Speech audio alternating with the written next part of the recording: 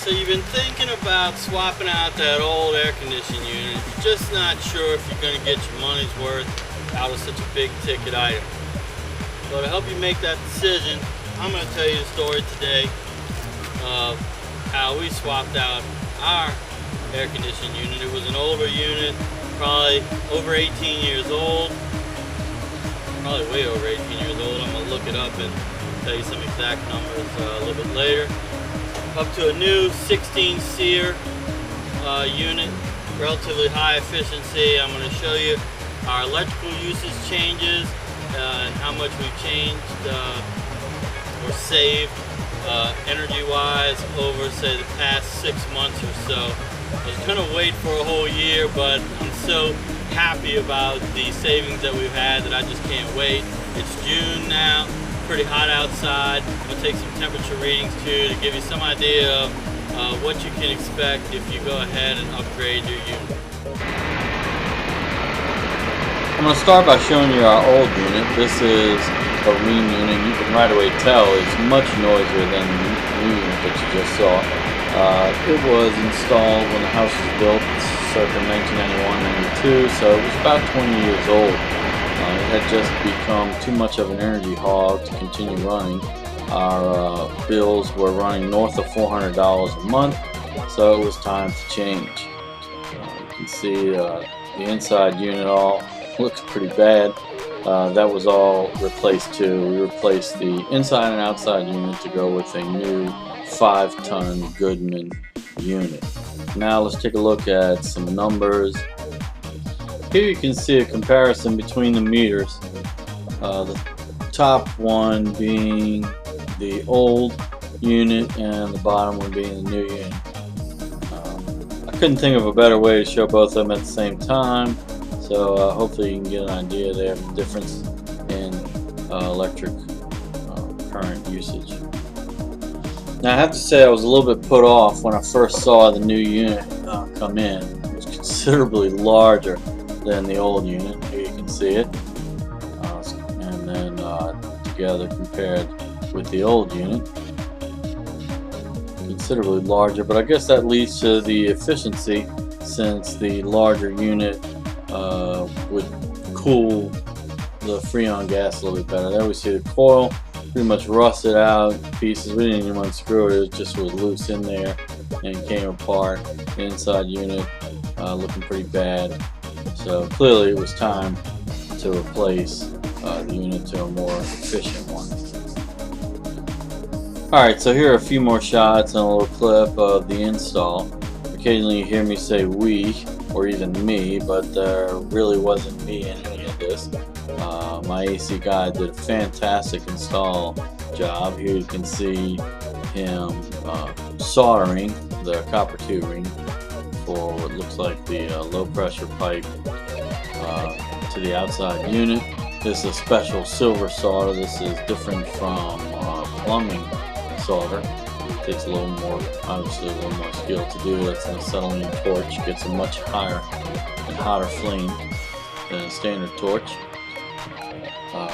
Can't say enough about the job that he did. It was incredible to watch him work, and when we fired it up, I was very pleased with everything that he'd done.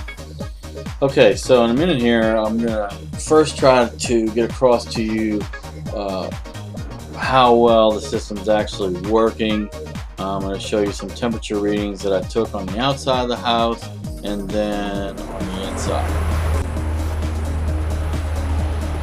Now I also want to give you an idea of the ambient temperature. If you can see that on the side of the house here, it's running right at about 100 degrees, 99.8, 100. That's on the side of the house. Now it's about 1:30. The sun is pretty much straight up, so the sun is not shining directly on us. It's actually in the shade. Give you an idea of how hot it is. We'll go ahead and move to the other side of the house and take a couple more readings just so we can get an average.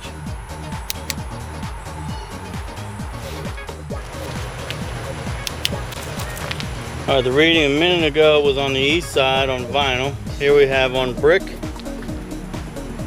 don't know if you can see that, running right about 95 degrees. This is the south side of the house, and this is also not in direct sun. I have two relatively large trees on the south side providing shade.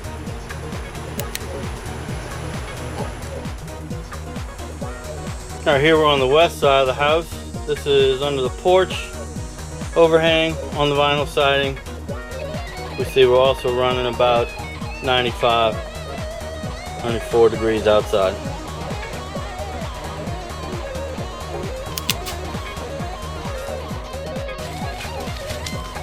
All right, here we have the north side of the house. This is brick chimney. It's not in direct sunlight, but the sun is actually beating right down on my head, and that's running around right around 100, 98, 99.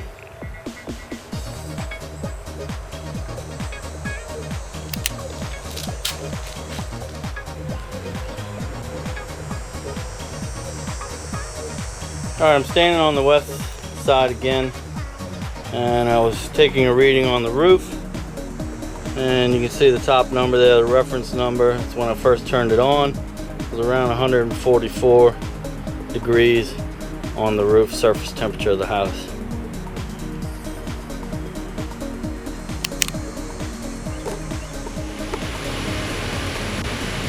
Now, just for reference purposes, I'll take a couple other readings. All right, reading out of the top of the unit. Surface temperature is about 116. That's the air coming out. If I take a reading on the coils,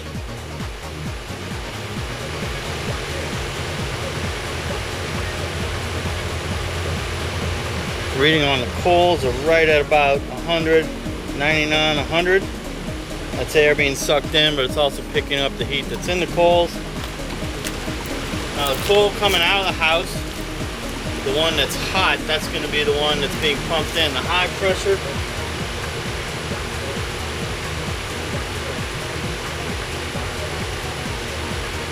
Around 93. And then the low pressure coming out.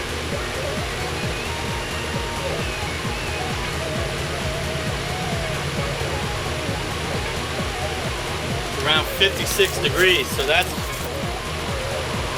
much cooler, and of course that's the one that's sweating. That's after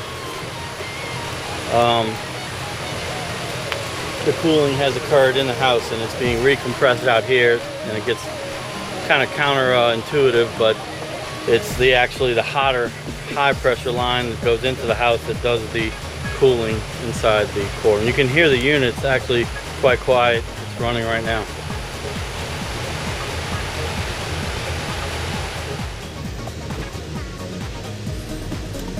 Alright, looks like we have a little bit of a discrepancy here in our temperatures, so maybe our temperatures outside are significantly hotter. The new thermostat programmable shows that's 75 in here, programmed to be at 75, and when I do a wall temperature here, I'm actually getting closer to 70. So it feels rather cool in here, but it's blowing currently, so possibly the fact that it's blowing cold air is leading to the lower readings on the thermostat. All right, let's go check the output and input into the vents. All right, here's our intake. Probably need to clean this up a little bit. But actually, our intake temperature right here, I don't know if I'm on that, I can't reach that far. It's around 65, 66 degrees, the air going in.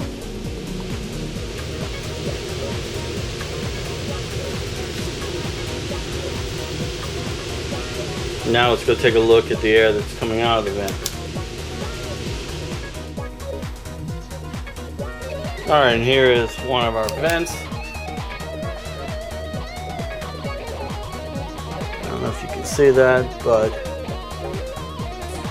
I pointed in there. It's showing, still kind of going down, but 43, 42.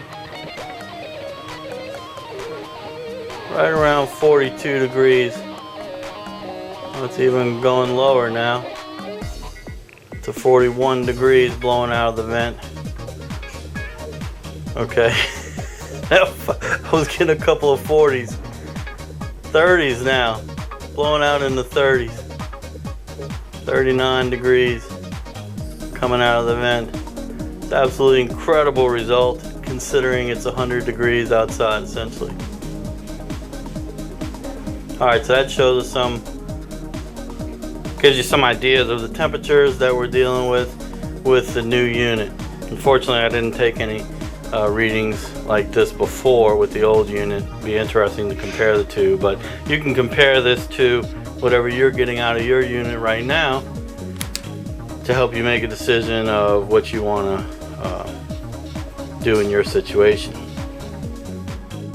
Okay, so here comes the interesting part. How much do we actually save? Here you see the graph for January, and it's significantly lower. February, also significantly lower. March, lower, not quite as much but as the other ones, but lower. April is the kind of fluke that's almost the same, but in April is when we have our big Easter party, and we have inflatable and the pools running and doors opening. May, again, another savings. And then in June, which blows me away because as a teacher, I'm home and the kids are home during the summer, and that's just an incredible savings right there. Here's a chart that I've prepared from data over like the last 4 or 5 years. Each color of the bars represents a different year. The most recent years, which was our record year of energy usage, you can see the average trend line in black, and it shows a significant jump in the summer. The red trend line there is for this year with the new unit. You can already see that the fall was lower than usual too. That's when we already had the new unit. We had it installed right after the high month of August with the brown bar, and it went down significantly for the fall and has remained down all through the red line there into June. Curious as to what we're going to see for July and August, but it's kind of a flat red line if you think about it, and I have to anticipate that the energy usage is going to remain kind of flat throughout the year and give us the savings that we actually expected. Well, that pretty much sums up the message that I was trying to get across here. So if you are considering about upgrading from something like a 10 SEER unit to a 16, this might give you the information that you need to make that decision. Now, I didn't go any higher than 16 SEER because with this unit that I purchased, it was a non-computerized, non-variable speed. I somehow felt that keeping it simple was a smart thing to do. I didn't want to go with a more advanced radical unit that they have some that run all the time, some of them that have computers that change the speed according to what you need, and to me that's just more items that can break and carry a pretty expensive repair bill. The unit I have has a lifetime warranty on the compressor, 10-year warranty on the coil. So, and I think that's probably a pretty good length of warranty. If something's going to go wrong, it probably will go wrong within that time. So, thanks for watching. If you have any questions or would like me to check anything specific, leave a comment down below and I'll try to get back to you as soon as possible. Thanks for watching.